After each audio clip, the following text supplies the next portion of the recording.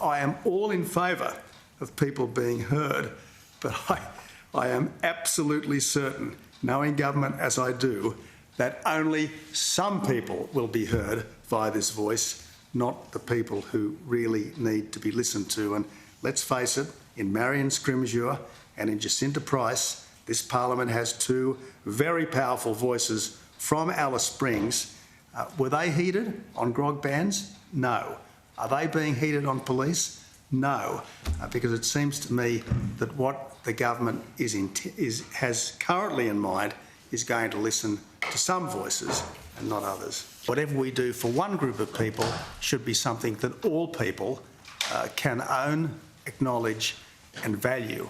And yet the way this process developed from 2015 onwards, it has been very much the property of Indigenous people, in particular a certain Indigenous leadership.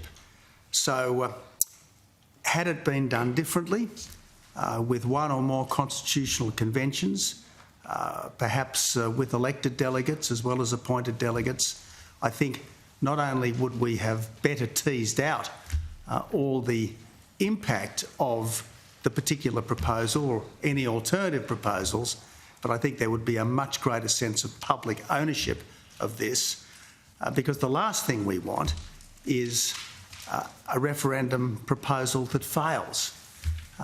That would leave Australians embittered and divided, but I suspect that if this succeeds, it will likely also leave us embittered and divided because of the process which has got us to this point.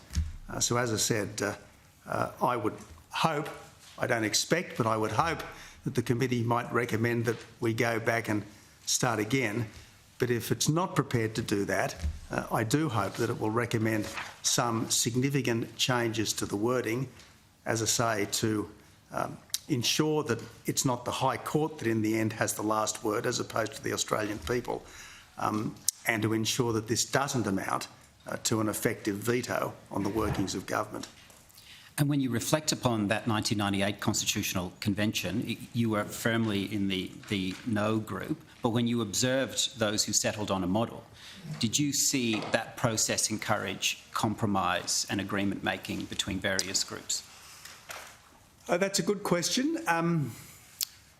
As you might remember, the convention itself could not come to a clear view.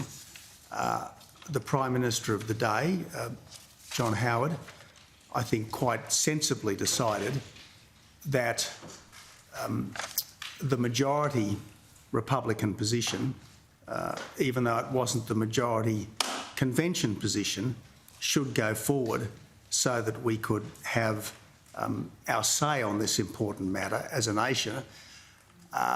But the majority Republican position it went further than some people would like, but it didn't go as far as other people would like. And so if this committee is, in effect, a de facto mini convention, it may well be doing everyone a favour were it to ameliorate some of the sharper, more difficult edges of the proposal as it currently stands.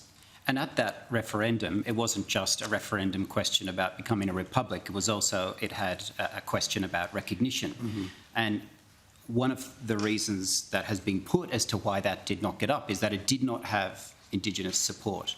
Mm-hmm. And it has been put to this committee, and in fact more widely, that this form of recognition has Indigenous support. So how do we reconcile having recognition that has Indigenous support but is constitutionally sound and gets the broadest possible support in the community? Yeah.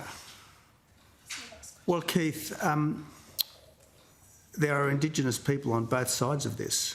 I think it's wrong to say that Indigenous people overwhelmingly support the proposal as it currently stands, because I just don't see any objective evidence to that effect. My understanding from people who've been touring Indigenous communities is that some are for, some are against, in particular because they think it might undercut the authority of the traditional owners and others who currently do have substantial authority, and many are simply confused and undecided. And again, I think the abbreviated way this whole process has taken place has led to that. So I think it's quite wrong to say that Indigenous people are in favour of this and maybe the rest of us aren't so sure. I think there's confusion and division everywhere, uncertainty, lack of clarity everywhere. But the other point I'd make, just to finish, is the Constitution belongs to all of us. It doesn't belong to those whose descendants were here 60,000 years. It doesn't belong, ancestors. It doesn't belong to those whose ancestors have arrived since 1788, albeit an overwhelming majority of Australians. The Constitution has to belong to all of us. And that's why, as far as is humanly possible, this should be a uniting process. But I don't think that's the way it's panned out, at least recently. Thank you, Mr Abbott. Thank you, Chair. Thank you, Ms Clayton. You have the call. Thank you, Chair, and thank you, Mr Abbott. I'm just wondering if you've had an opportunity to read the Solicitor General's advice now and to give us a summary of what your take out there is. Well, the Solicitor General, as I understood him, is minimising the risk, but he doesn't rule it out. He simply says that, in his opinion, the High Court would be unlikely to find various ramifications. Now, look, the Solicitor General's view has to be taken seriously, but as we know, Solicitors General don't make these decisions. The High Court makes these decisions on what the Constitution means. The Solicitor General was in fact significantly wrong on a recent matter involving indigeneity, namely the Love case. While the Solicitor General is a distinguished lawyer, no doubt about that, other lawyers of no less distinction, such as former High Court Judge Ian Callanan and former Federal Court Judge Terence Cole, have come up with a very different view, as has probably the most distinguished constitutional lawyer never to go on the High Court, who also made a representation to you. Mr Abbott, I think you've occupied the highest political office in this nation. Yep. You know how power is exercised. I want to take you to some recent comments of yours where you compared the proposal for an Indigenous advisory body to the British House of Lords. Mm-hmm. And there's perhaps no greater symbol to elitism, frankly, in the United Kingdom than the House of Lords. When I look at the situation here in Australia, where we've got a life expectancy between Indigenous and non-Indigenous peoples, at about a gap being about 8 years there. The mortality rate for Indigenous children is twice that of non-Indigenous kids. Fewer than 70% of Indigenous Australians finish Year 12 compared to over 90% of non-Indigenous. You know that there are significant gaps between Indigenous and non-Indigenous Australians when it comes to employment, to rates of incarceration, childhood development, suicide, the list goes on.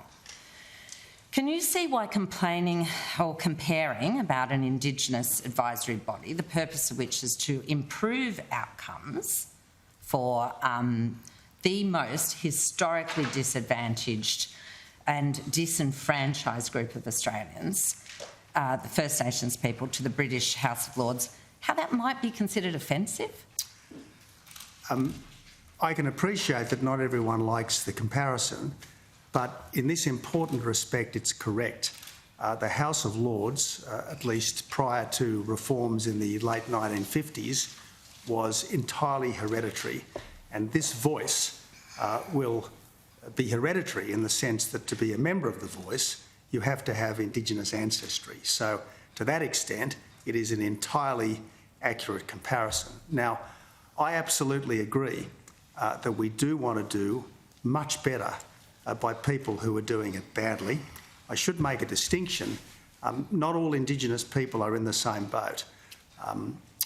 Yes, overall Indigenous people have significantly worse outcomes by many indicators than the rest of the Australian community, but this is vastly more so in remote Australia than it is in non-remote metropolitan Australia, for instance.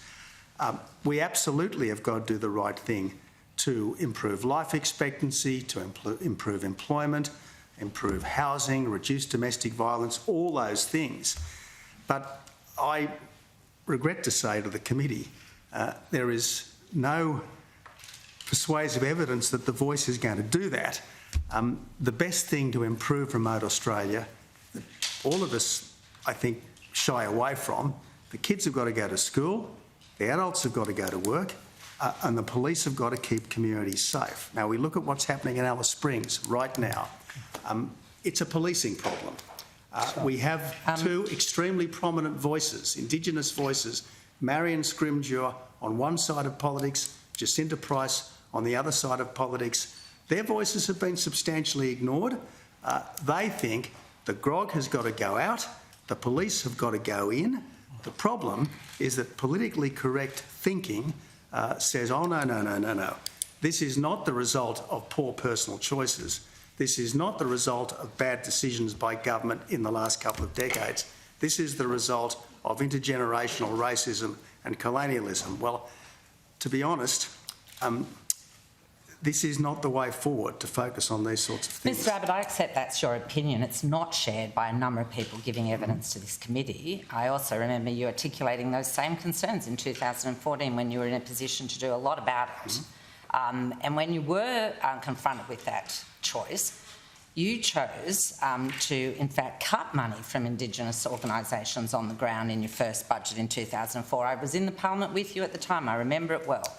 And that decision was raised in the regional dialogues again and again as one of the issues that why communities absolutely needed to support a voice to avoid this kind of top-down decision-making from not just yourself but anybody in this position where there's this sort of top-down approach to decision-making over lives, intimate and all aspects of people's daily lives. I haven't finished the question yet, but what do you now say to those communities after, a decade of failures and more?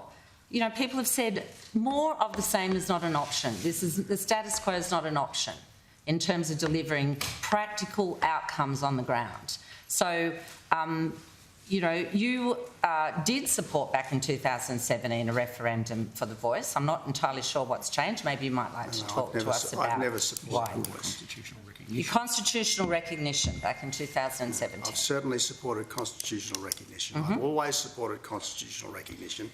So what is it about a representative advisory body, if there'd been a representative advisory body in place when you were Prime Minister perhaps, do you think that your government would not have benefited from that advice? Well, I did have an Indigenous Advisory Council which had some wonderful people on it, including the former President of the Australian Labor Party as its chairman. But look, I reject the idea that money is the key thing here.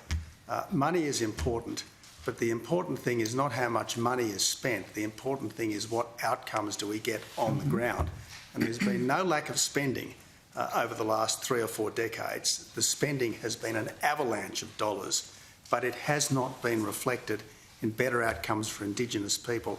The key thing is the attitude. And frankly, at the heart of the dysfunction right now is a sense of separatism, and this Indigenous voice, constitutionally entrenched Indigenous voice, is going to make this sense of separatism worse. What we should work towards, and to our great credit as a nation are working towards, is get more Indigenous people in the National Parliament.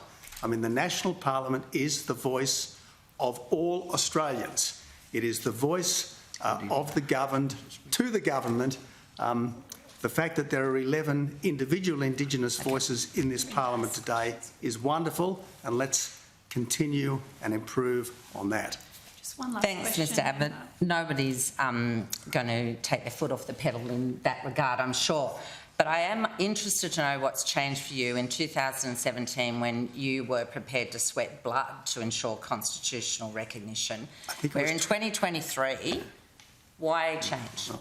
I think it was in 2014 that I said I was prepared to sweat blood. It was a speech I made to recognition at Redfern in late 2014, which I would commend to the committee. I still think it is important that we achieve Indigenous recognition, but this is so much more than recognition. This is about government. I don't want to change the way we're governed. I just want to acknowledge the fact that Indigenous people were here first and should be respected as the first Australians, and that's why, if it were me, I would amend the preamble after one indivisible federal commonwealth with an Indigenous heritage, a British foundation and an immigrant character under the Crown, because it's undeniably true. It would become a good shorthand way of describing Australia, and it would mean that there is something for everyone in this constitutional change. Thanks, Ms Clayton. Senator Cox, you have the call. Thank you. Thank you, Mr Abbott, for your submission and also for appearing today at the committee. My question is about your submission, actually, and just to clarify Ms Clayton's point on your quote about some of the key features of ordinary Australian life, and you quoted that kids need to go to school, adults need to go to work, and communities need to be policed. So is that, I'm just clarifying, you believe that the lack of policing is the issue in First Nations communities? It's one of them. It's absolutely one of them. I mean, to give so you... besides the fact of racism of police, lack of cultural understanding of police officers, we need more police officers in First Nations communities. To give you a practical example, when I was the Minister for Health, with whole of government responsibility for the APY lands in the Howard era, the APY lands, an area about the size of Scotland in northern South Australia, about 3,000 people living there in 5 significant communities, or 5 separate significant communities. There were eight policemen for that vast area, 8 resident policemen for that vast area with 3,000 people, and they were all based, I can't remember what the particular settlement was called, but it was where hardly any Indigenous people lived, and they used to refer to it as the Canberra of the lands. All the 8 police were based there, which was at least 2 hours' drive away from the nearest substantial settlement. At the same time, in New South Wales, a town of about 3,000 people, about half of whom were Indigenous, there were 30 resident police. So there is absolutely no... Ceduna, a South Australian town of about 3,000 people, at that time had 27 resident police. So there is absolutely no doubt that large swathes of remote Australia are very substantially under-policed. And this, to be honest, is why there are so many issues of dysfunction in some of these communities. Thank you, Mr Abbott. Well, as a former police officer who worked in the largest policing jurisdiction in the world, in Kalgoorlie, in the goldfields in regional Western Australia, putting more police officers in that community won't do much if there's not basic necessities such as housing, amenities, internet, phone services, after-school programs, connection to culture and country. These programs need to be led by First Nations people. But on the aspect of culture, you've also mentioned this in your submission, that in fact, this stems from a misguided view of the role of culture. Can you elaborate on that? Well, culture is obviously very important, but in the end, I would like to think that what unites us as Australians is more important than anything that divides us, and I would like to think that culture evolves, and it evolves in ways which will bring us over time to better places. Now, obviously, Indigenous people should respect all of the things that have helped to make them who and what they are, but that's not simply the Indigenous element. I mean, as Jacinta Price often says, you know, I am a proud Walpiri Celtic Australian. There are many strands in culture, and even for Indigenous people, I suspect that the Indigenous strand is but one. So just to clarify, Mr Abbott, you're saying that you don't believe First Nations people who have different cultures should be taken into consideration when we are talking about a voice to Parliament, even though there are different faith groups and different refugee and immigrant groups that call Australia home, that are in fact afforded that exact right. So are you saying that First Nations people don't deserve that? I'm not saying that at all, but if I may come back to you a little there, Senator, I mean, we are proposing a special voice for Indigenous people, but we're not proposing a special voice for migrants. We're not proposing a special voice for people based on religion. I don't think anyone should have a special voice. I think everyone should have the same voice. And the voice of all of us is the National Parliament. That's why probably the single best thing that's happened for Indigenous people over the last decade or so is the very big increase in the numbers of Indigenous people in the Parliament. 11 separate Indigenous voices in the Parliament today, not because of quotas, not because of affirmative action, but because political parties and the people of Australia, in their wisdom, thought that Indigenous people had the qualities to represent all of us. And I applaud that and I thank God for it.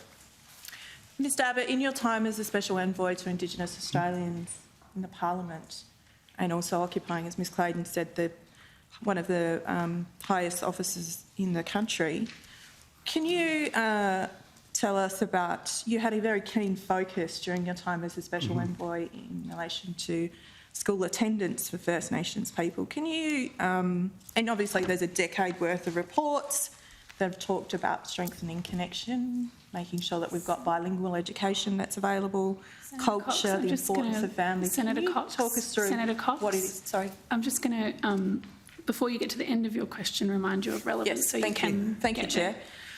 When we talk to the issue of having a voice to Parliament, how important is it to have that voice, but also for that voice to be heard by people who occupy those positions of office? Well, it's incredibly important that Indigenous people are heard, but this particular voice, I think, is not the right way forward. Now you're right. I've always taken a very close interest in Indigenous education because in the end, if you don't have a job, you won't have anything like the sort of life that Australians should have. And if you haven't been to school, it's going to be very hard to have a job. So better housing, better health, more prosperity, it all starts with good education. Now, you're not going to get a good education unless you actually go to school. And in remote areas, about 60% attendance is considered good. And frankly, I think 60% attendance is often looking on the bright side. So we really do have to get more kids to school. And I think if there were more decision makers, I'm not talking now about politicians necessarily, but I'm talking about the people that actually run schools, run police services, run health services. If more of that was done closer to the ground, all to the good. One of the things that I put forward back in the day when I was the whole of government minister responsible for the APY lands under John Howard's Prime Ministership was appointing a Commonwealth representative to the area, someone who would live at least 10 months of the year on site, but was a person of considerable authority and clout, such as a retired Member of Parliament. Indeed, when the Howard government commenced the intervention, these government business managers were supposed to be something like that, someone who could say to the school principal, to the police sergeant, to the council manager, to the clinic manager, look, we're all operating in silos. We should be all operating in a more holistic way to actually make people's lives different and better on the ground. So look, I am all in favour of people being heard, but I am absolutely certain, knowing government as I do, that only some people will be heard via this voice, not the people who really need to be listened to. And let's face it, in Marion Scrimgeour and in Jacinta Price, this Parliament has two very powerful voices from Alice Springs. Were they heated on grog bans? No. Are they being heated on police? no, because it seems to me that what the government has currently in mind is going to listen to some voices and not others. Okay. Thank you, Chair. Thank you very much. That's all the questions we have for you, Mr Abbott. Thank you very much for I your time. appreciate the chance to be here. Thank you. Thanks.